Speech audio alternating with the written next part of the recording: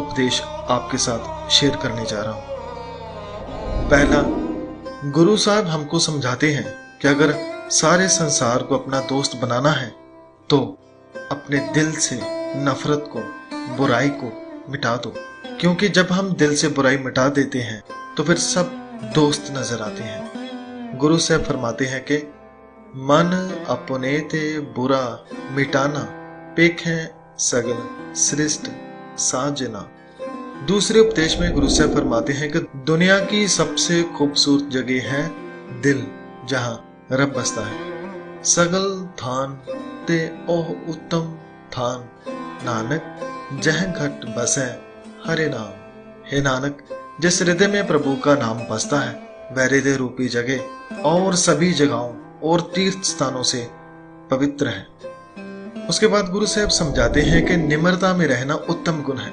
जो नम्र होकर झुकते हैं वही ऊपर उठते हैं। विनम्र होकर ही हम पात्रता विकसित कर सकते हैं। विनम्र होकर हम ग्रहण करना सीखते हैं और विनम्रता के कारण ही हम दूसरों से जुड़ पाते हैं। सुखमनी साहिब में गुरु साहब फरमाते हैं कि सुखी बसें मस्कीनियां आप निवार तले, बड़े बड़े अहंकारियां नानक गर्भ गले। गरीबी स्वभाव वाला इंसान स्वभाव दूर करके विनम्र रह के सुखी रहता है, और दूसरी तरफ बड़े बड़े अहंकारी मनुष्य हे नानक अपने ही अहंकार में गल जाते हैं, दुख पाते हैं। इसलिए नम्रता में रहना सीखें, यही श्रेष्ठ गुण है। विज्ञानों की खोज से पहले गुरु पातशाह ने बतलाया कि परमात्मा ने केवल धरती ही नहीं बनाई बल्कि उसने अनगिनत खंड, ब्रह्मांड, आकाश, गंगाएं बनाई है।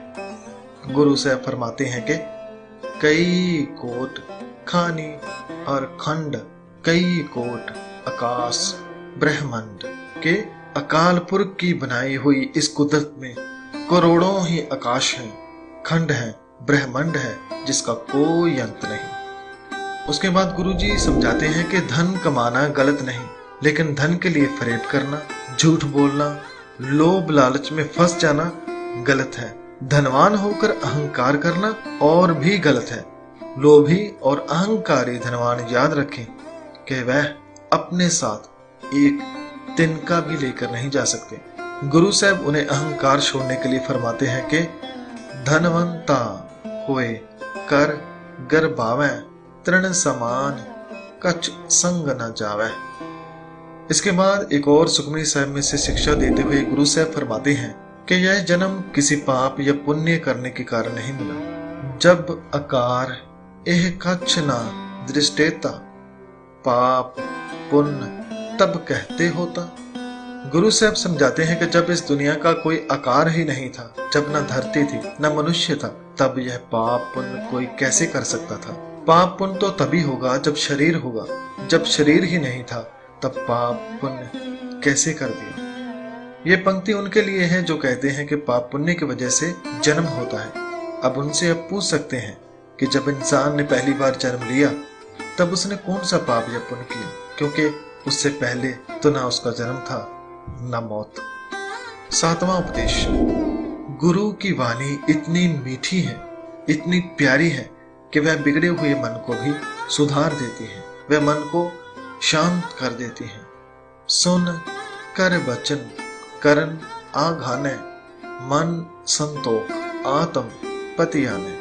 अर्थात अगर गुरु के उपदेशों को दिल लगाकर पढ़ा और सुना जाए तो गुरु के वचन सुन के कान तृप्त हो जाते हैं, मन में संतोष आ जाता है और आत्मा पतीत जाती है।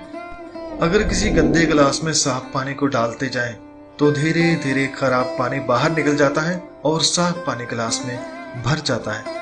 इसी तरह प्रभु के गुण होते हैं। जैसे जैसे हम गुरबानी को सुनते जाते हैं, उसे पढ़ते जाते हैं, उसे समझते जाते हैं, तो अपने आप ही हमारे अंदर से बुरे विचारों की गंदगी बाहर निकलनी शुरू हो जाती है और हमारे अंदर गुरबानी अर्थात प्रभु गुण बसने शुरू हो जाते हैं। गुरु साहब फरमाते हैं कि गुण गावत तेरी उतरस मैल बिनस जाए हो मैं बिक फैल। प्रभु गुण गाकर यानी गुरबानी को पढ़ते समझते हुए हमारी मन की मैल दूर हो जाती है। इतना ही नहीं, हमारे अंदर से सबसे बुरे वकार, अहम भी बिरस जाता है। उसके आगे गुरु साहब फरमाते हैं कि अगर कोई पूछे कि भगवान कहाँ है तो कहें उसके सिवा यहाँ है ही क्या है। वो हमारे अंदर भी है, बाहर भी, धरती पर, आकाश पर, जो कुछ भी हम देख सकते हैं या जो आंखों से दूर है, उस हर जगह पर वो मौजूद है।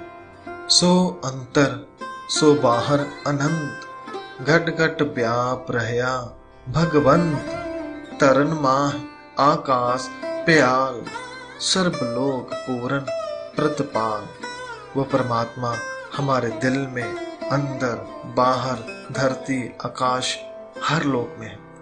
सो आखिरी उपदेश गुरु अर्जन साहब जी का सुखमणि साहब में से पढ़ते हैं कि सुखमणि यानी सुखों की मणि है, ये सुखों का खजाना है।